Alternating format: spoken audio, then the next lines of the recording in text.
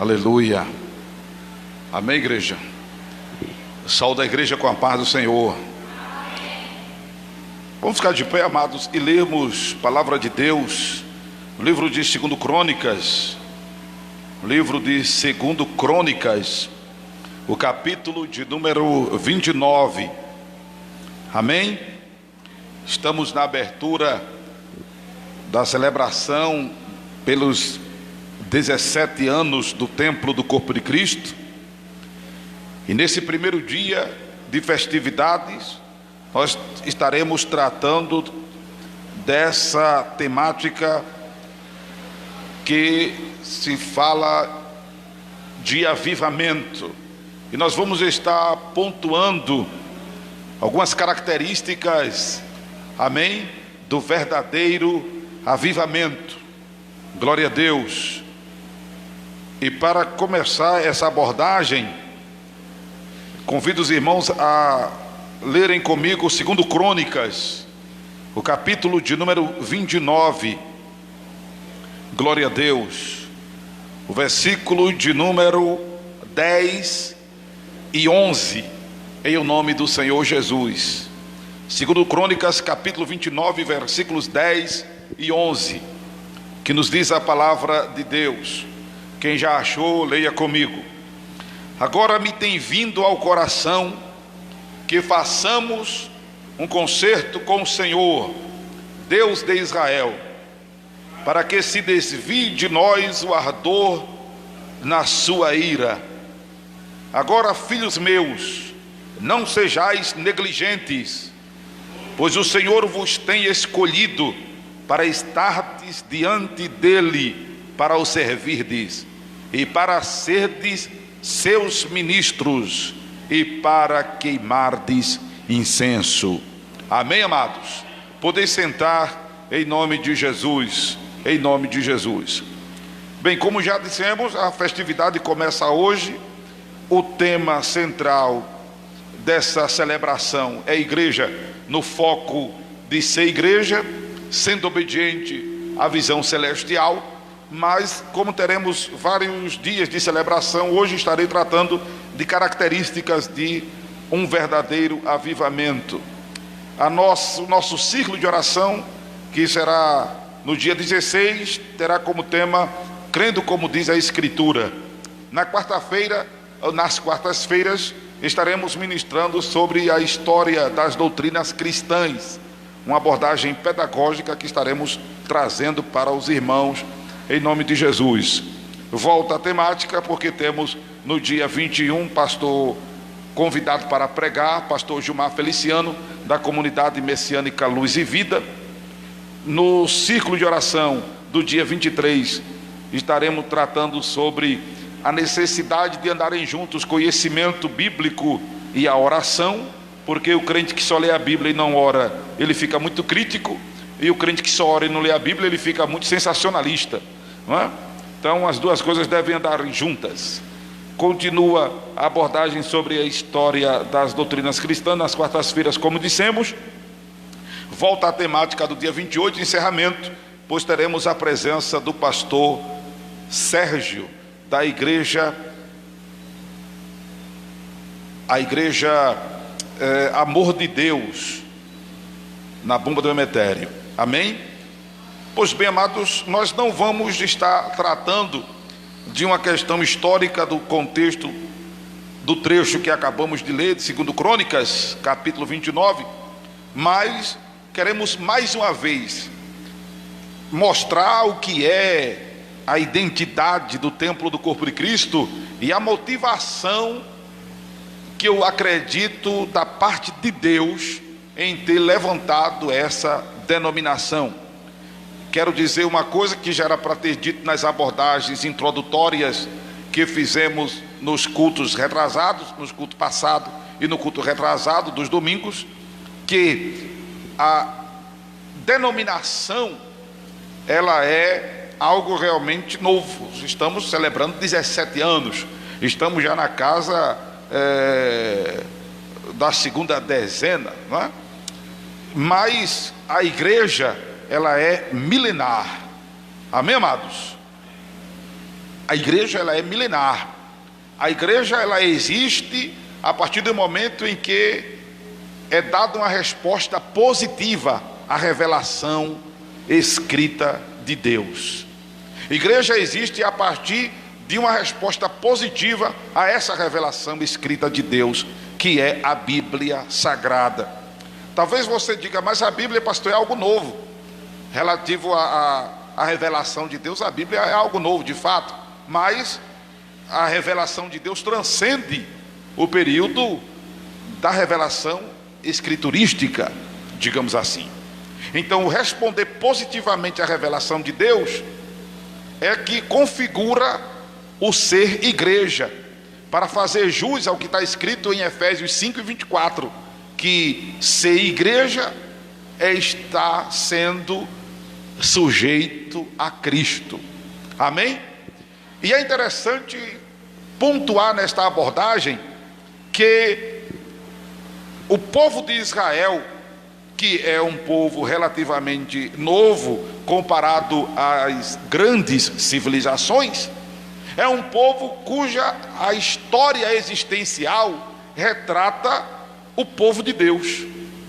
O povo de Deus de maneira cósmica ou de maneira cosmológica. O povo de Deus de maneira universal, de maneira católica. Não a igreja universal, não a igreja católica, até porque os termos são sinônimos.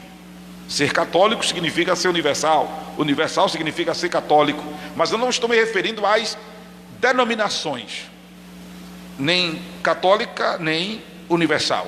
Estou me referindo ao significado da abrangência do termo. Amém, amados? Porque Jesus disse: onde estiver 2 ou 3 reunidos em meu nome, aí estou eu. Igreja, inclusive, quantitativamente existe a partir de 2. Igreja, quantitativamente, existe a partir de 2. Mas partindo da primícia que o povo de Israel retrata essa igreja, nós vamos nos basear num dos momentos mais gloriosos do povo de Israel no Velho Testamento, antes do cativeiro babilônico. Um dos momentos de apogeu, um dos momentos ápice, um dos momentos incomparáveis na vida do povo de Israel antes do cativeiro babilônico. Até porque a palavra de Deus chega a nos dizer que não houve um rei semelhante a este em Israel, nem antes e nem depois. Louvado seja o nome do Senhor. Estamos nos referindo ao profeta, ao rei Ezequiel. Ao rei Ezequiel, que quando ele chega a reinar com idade de 25 anos sobre Jerusalém, Jerusalém está espiritualmente acabada. Jerusalém está espiritualmente desmoronada. Israel, o reino sul, cuja capital é Jerusalém, está espiritualmente destroçada e está às vésperas do ardor da ira de Deus. Está às vésperas do pesar das mãos de Deus sobre o seu povo, um pesar de juízo. Por isso que o rei, ele se refere ao Senhor desviar deles o ardor da sua ira. Bendito é o nome do Senhor. E para que esse ardor seja evitado, para que esse ardor não os alcance, Israel precisava de passar por um processo de conserto. Israel precisava passar por um processo de mudança. Israel precisava passar por um processo de transformação. Processo esse, amados, que eu observo é uma necessidade histórica na vida do que hoje a gente chama de igreja. não especificamente as denominações, mas as denominações estão inseridas nesse contexto, porque a igreja está dentro das denominações. Amém, amados? A igreja está dentro das denominações. Poderíamos até dizer que as denominações estão dentro da igreja, porém não podemos dizer isso, porque há denominações religiosas que de igreja não tem nada. Não há uma predominância em seus integrantes a Cristo. Não há uma proeminência da Escritura em seu seio doutrinário. Por isso que não é a denominação que está contida na igreja, entende? Mas é a igreja que está contida nas denominações, porque há pessoas salvas que estão congregando em diversos lugares. Louvado seja Deus. E partindo dessa primícia, a gente precisa entender que uma das coisas que se deve ser gerada em todos nós é que nós fomos chamados, aleluia, para estarmos diante do Senhor e fazer a sua vontade. O nosso chamado foi para andarmos na presença do Senhor e para o servirmos. E para andar na presença do Senhor, louvado seja Deus, se faz necessário, como diz o rei ao povo de Israel, que façamos um concerto com o Senhor, que façamos uma aliança com o Senhor, que nos compromissemos em amá-lo de toda a nossa força, de toda a nossa alma, de todo o nosso entendimento.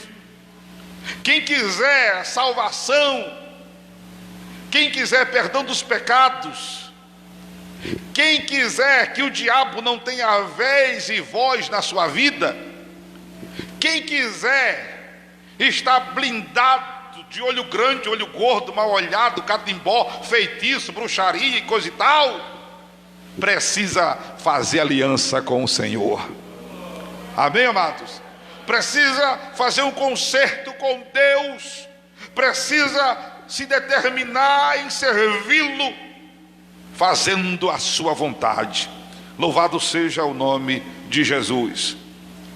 A partir daí começa a mudança, a partir daí começa a transformação, a partir daí começa exatamente o que é chamado de avivamento.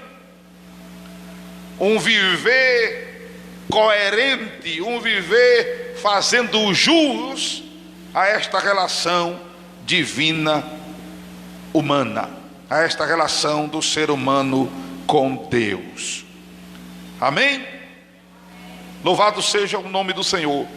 E o rei Ezequias, ele chama o povo de Israel para que exatamente se conserte na presença do Senhor, para fazer diferente do que fizeram seus pais, que transgrediram e fizeram o que era mal aos olhos do Senhor, deixando o Senhor, desviando o rosto do tabernáculo do Senhor e lhe voltando as costas, ou seja, apostatando da fé em Deus, abandonando os princípios estabelecidos por Deus em sua palavra.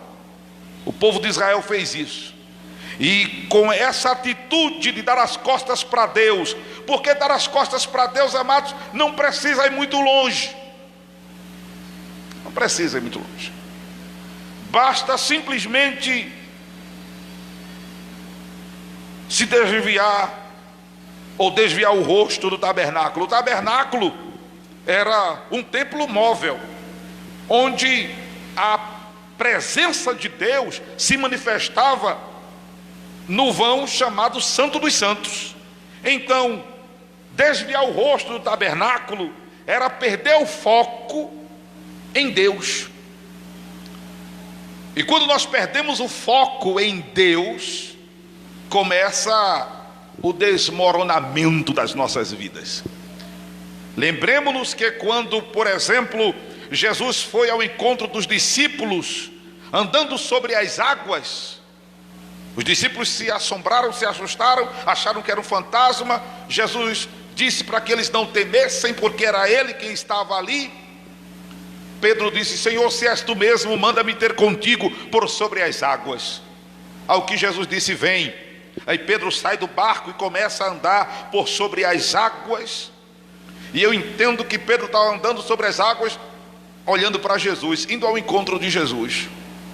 Mas a Bíblia diz em Mateus capítulo 14, versículo 39, que ele começou a observar a força do vento. E quando ele deixa de focar o Senhor e começa a observar a força do vento, que por sua vez agita as águas, o que é que acontece com Pedro? Ele começa a afundar. Quando nós perdemos o foco, que é o Senhor, as coisas desandam em nossas vidas. Por isso que o escritor aos Hebreus, no capítulo 12, ele diz que devemos olhar para Jesus, o autor e consumador da nossa fé, o qual pelo gozo que lhe estava proposto, suportou a cruz, desprezou as afrontas e sentou-se à destra da majestade divina. Aleluia! Porque quem focar o Senhor será vitorioso. Amém, amados? Quem focar no Senhor será vencedor. Aleluia. Quem quer vencer aqui, quem quer ser vitorioso aqui, aleluia, esteja com as suas atenções voltadas para o Senhor, amados. Estejam com as vossas atenções voltadas para o Senhor. Aleluia. Andando na sua presença e fazendo a sua vontade. Observe que a nossa relação com o Senhor, ela não deve ser ociosa. A nossa relação com o Senhor não deve ser negligente. A nossa relação com o Senhor não deve ser uma coisa estagnada. Não devemos ser parados. Não devemos viver na inércia. A nossa relação com o Senhor deve ser de servirmos a Ele. Deve ser de mão no arado. Amém, igreja? Deve ser vestindo a camisa do Evangelho, regaçando a manga da camisa do Evangelho, suando a camisa do Evangelho. Servir ao Senhor. Louvado seja Deus.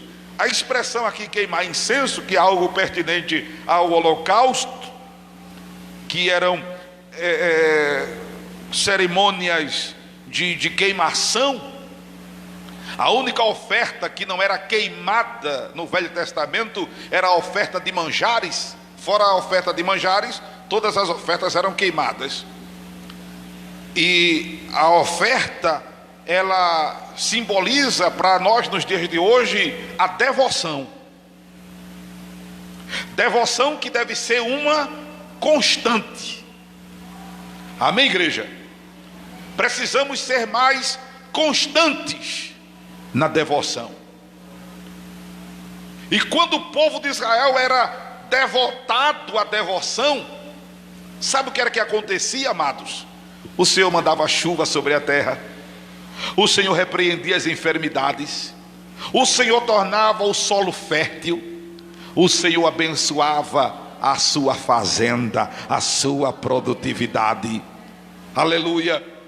Por isso que Jesus, ele disse, para não andarmos ansiosos, solícitos com o dia de amanhã, não andarmos inquietos, mas priorizássemos o reino de Deus e a sua justiça, e as demais coisas nos seriam, como nos serão, como nos são acrescentadas. Priorizar o reino. E priorizar o reino é estarmos devotados ao reino de Deus, ou ao reino dos céus. Quando você lê no Novo Testamento o reino de Deus, reino dos céus, se refere à mesma dimensão. Se refere à dimensão das nossas vidas, a dimensão do cosmo, inclusive. onde quem tem a primeira e a última palavra é o Senhor. Amém? Reino de Deus, reino dos céus, trata-se da mesma coisa. Louvado seja o nome de Jesus. E enfatizando outro princípio que caracteriza uma vida avivada, um avivamento nacional, um avivamento em grupo, um avivamento em igreja, é exatamente o princípio da devoção. Louvado seja o nome do Senhor. E isso é substancializado cada vez mais no texto que a gente vai lendo desse capítulo 29 de 2 Crônicas. Um outro princípio que a gente vê aqui, a partir do versículo 12 ao versículo 19 de 2 Crônicas, em que foi necessário que o rei implantasse uma purificação no templo, onde foi tirado de dentro do templo, amados, todos os ídolos, todos os terafins. Foi feita uma reforma dentro do templo, onde o povo de Israel tinha se desviado do Senhor. Do que se refere, aplicando para as nossas vidas, essa purificação no templo? Se refere à necessidade de revermos os nossos conceitos, de revermos os nossos valores, como está escrito em Romanos 12: transformai-vos pela renovação do vosso entendimento, porque não será coerente nessa relação com Deus, até porque será até inconcebível uma pareia entre Deus e nós, entre nós e Deus, porque Amós 3:3 diz que não andarão dois juntos se não houver entre eles acordo. Não andarão dois juntos se não houver entre eles acordo. Então Deus nem andará com isso, com a pessoa que pensa diferente de Deus, que pensa diferente de Deus. Deus nem andará junto com essa pessoa, nem tampouco essa pessoa estará em comunhão com Deus se ela pensa diferente de Deus. Aí você diz: mas pastor, como é que Deus pensa?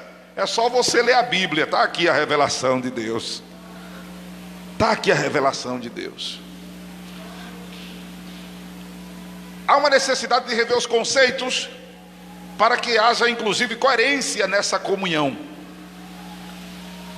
porque não adianta nós estarmos devotados, nós estarmos cantando, nós estarmos coisas que são da devoção cristã, evangelizando, fazendo visita, dando assistencialismo aos necessitados, e nós estarmos com os pensamentos e os valores e os princípios totalmente contrários aos que foram estabelecidos por Deus em sua palavra. Há uma necessidade de mudança dos conceitos, e essa mudança de conceitos e de valores tem que se coadunar com a revelação escrita de Deus, a Bíblia Sagrada. Por isso que Jesus disse de um povo que o honrava de lábios, o coração estava distante dele e o adoravam em vão, porque disse Jesus: ensinam preceitos que são doutrinas de homens.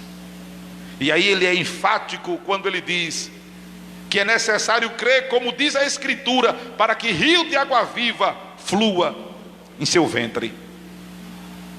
Rever os conceitos, rever os valores, procurar pensar como diz a Escritura Sagrada, não como eu quero, eu penso, eu acho, eu imagino. O pastor fulano pensa, acha, imagina. A denominação, a convenção. Não, amados, isso é mais sério do que você possa imaginar, porque quando a gente pensa diferente de Deus, a gente atrai demonização para a vida da gente. Lembram de quando, por exemplo, Jesus disse aos discípulos reunidos com eles que iria para Jerusalém, iria ser preso, iria ser maltratado e iria morrer. Lembra disso? Um dos discípulos se sobressai, chama Jesus à parte, com palavras até de afeto, diz ao mestre: Senhor, não diga isso de ti mesmo. Senhor, não diga isso de ti. Não diga que isso vai lhe acontecer. Jesus de imediato olha para Pedro e diz: para trás de mim, Satanás. Minutos antes, e eu fiz uma leitura razoável, eu cronometrei o tempo da minha leitura, deu menos de 1 minuto o tempo em que Pedro foi usado por Deus para agora ser usado pelo diabo. Segundos atrás, Jesus perguntava: que dizem os homens, seu filho do homem?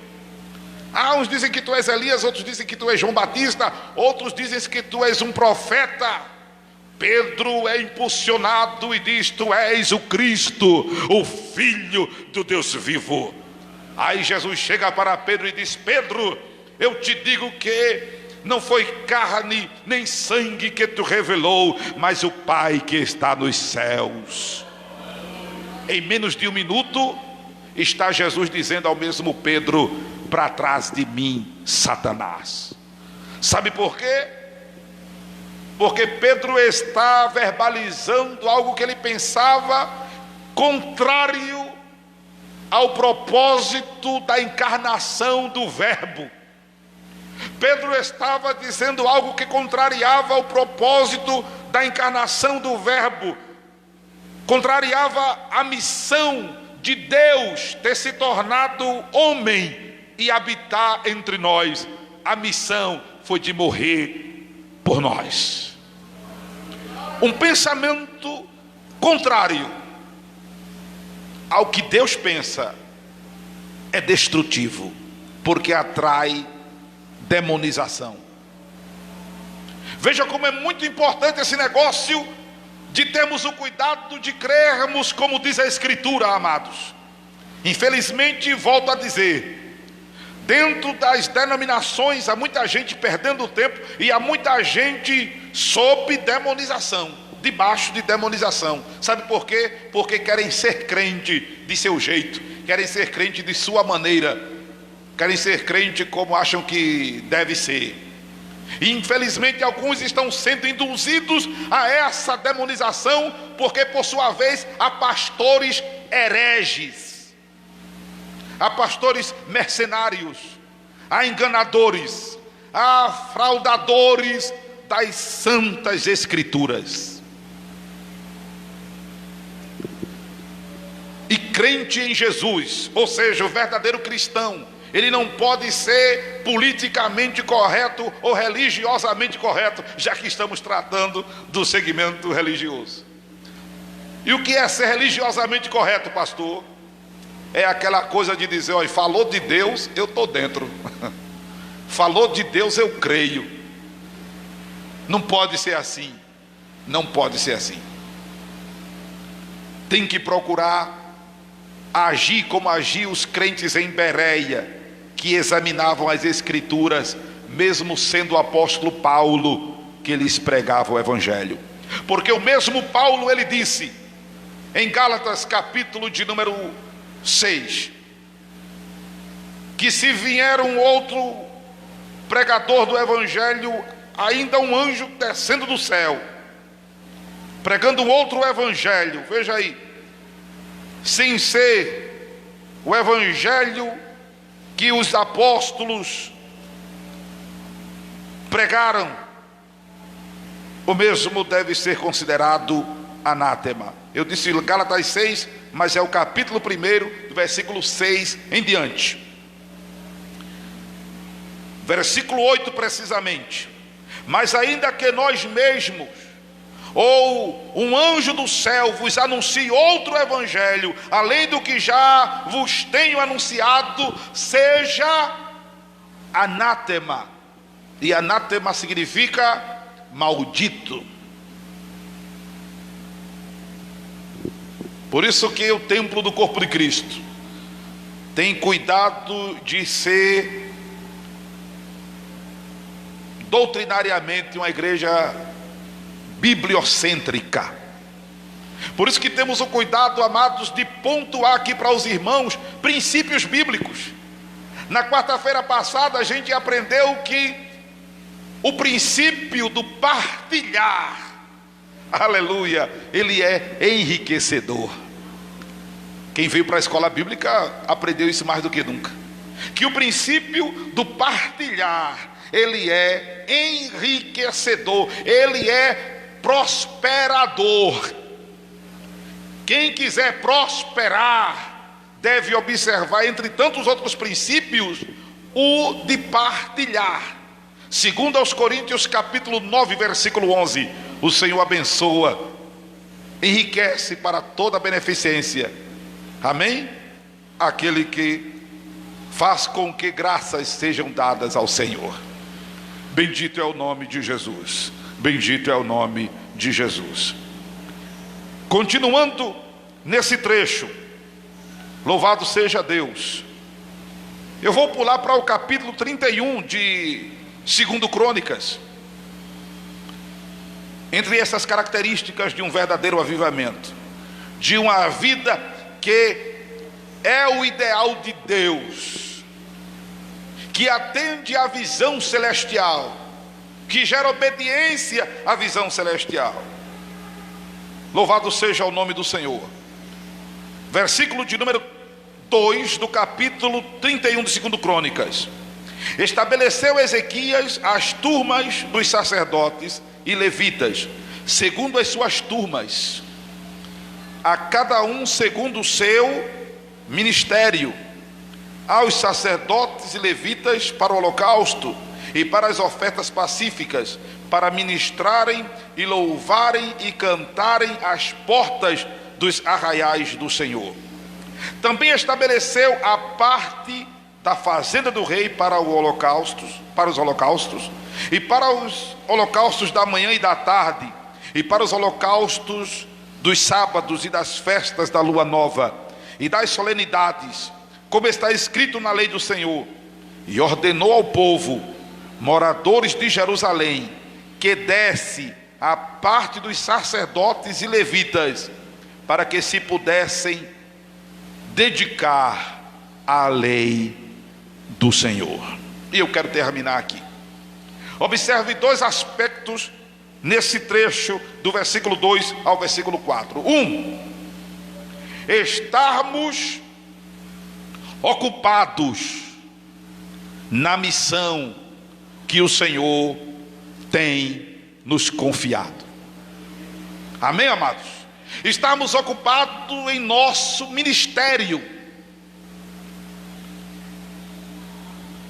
E cada crente aqui tem um ministério. Porque nós, como indivíduos, nós somos membros do corpo de Cristo. Sim ou não? Você é membro do corpo. Ora, que tipo de membro é você? É o braço? É o antebraço? É a mão? É o pé? É a perna? Que tipo? Você só não é a cabeça, porque a cabeça é Jesus.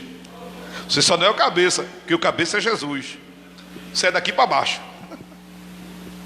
Que tipo de membro é você? 1 de Coríntios, está entendendo, Marta? 1 de Coríntios capítulo 12 diz que nós somos individualmente membros do corpo. Se nós somos membro, cada membro tem uma missão, sim ou não? Cada membro tem uma missão. E quando nós negligenciamos essa missão, não somos diferente de Jonas, que Deus o chamou para Nínive, e ele resolveu ir para Tarsis, e por contrariar o chamado de Deus, vivenciou a experiência de sofrer uma grande tempestade no barco, ao ponto de ser lançado ao mar. Tem pessoas que precisam acordar para o chamado que Deus tem nas suas vidas, porque senão vão continuar pagando o preço. Senão vão continuar pagando o preço de nunca ser ninguém, de nunca ter nada, de nunca construir nada na vida. E quando eu estou falando de construir, eu não estou falando de construir civilmente, não estou falando de prédio, não estou falando de casa, não estou falando de apartamento, não estou falando de construir um barraco, não estou falando disso. Eu estou falando de construir alguma coisa na vida que inclusive lhe gere dignidade e abençoe a sua herança, abençoe a sua herdade, abençoe a sua prole, bem como enquanto estiver vivo lhe gere satisfação, lhe gere dignidade. Precisamos nos encontrar ministerialmente. E para que nos encontremos ministerialmente, Romanos capítulo 12, precisamos nos dedicar ao Senhor, apresentar o nosso corpo em sacrifício vivo, santo e agradável ao Senhor, que é o nosso culto racional. E daí haveremos de experimentar a vontade de Deus, que é perfeita, que é boa, que é santa, que é agradável. Aleluia. Direção de Deus para as nossas vidas. Não precisamos estar consultando profeta, profetisa. Não precisamos estar abrindo a Bíblia para saber o que é que Deus vai falar com a gente. Simplesmente somos direcionados pelo Senhor, dirigidos pelo Senhor, guiados pelo Senhor, e experimentamos o melhor de Deus. Quem quiser experimentar o melhor de Deus, procure se dedicar a Ele, procure se achar no corpo de Cristo, que é a igreja. Procure identificar-se com a sua missão, o seu ministério. Talvez você, e não é obrigado, como disse Paulo escrevendo aos Coríntios e aos Efésios,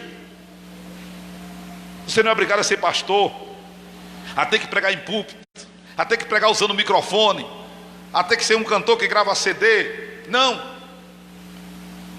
isso não é exatamente ministério, não se restringe a isso.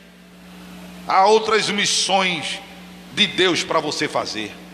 Amém, amados? Para terminarmos, observe que o rei determinou que as ofertas fossem entregues em sua devida ordem, ou seja, darmos a Deus o que é de Deus. O princípio do ofertar, do dizimar, que tem sofrido detrimento pela maioria dos crentes por causa de mercenários, por causa de desvio administrativo de pastores e de dirigentes de congregação. Mas eu volto a dizer aos irmãos que nenhum princípio bíblico deve sofrer detrimento por parte de ninguém por causa da injustiça, da infidelidade ou da incredulidade de quem quer que seja.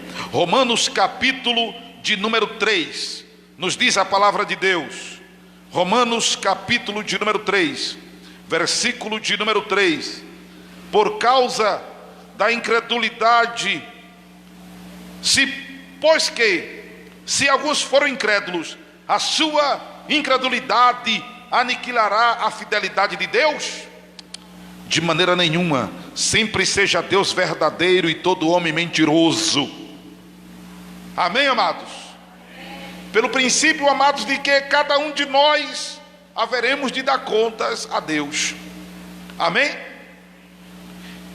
Então, observando esses pontos que nós abordamos nessa noite, aplicando-os à sua vida, pode ter certeza que você será uma pessoa tão próspera existencialmente como foi o rei Ezequias em seu reinado.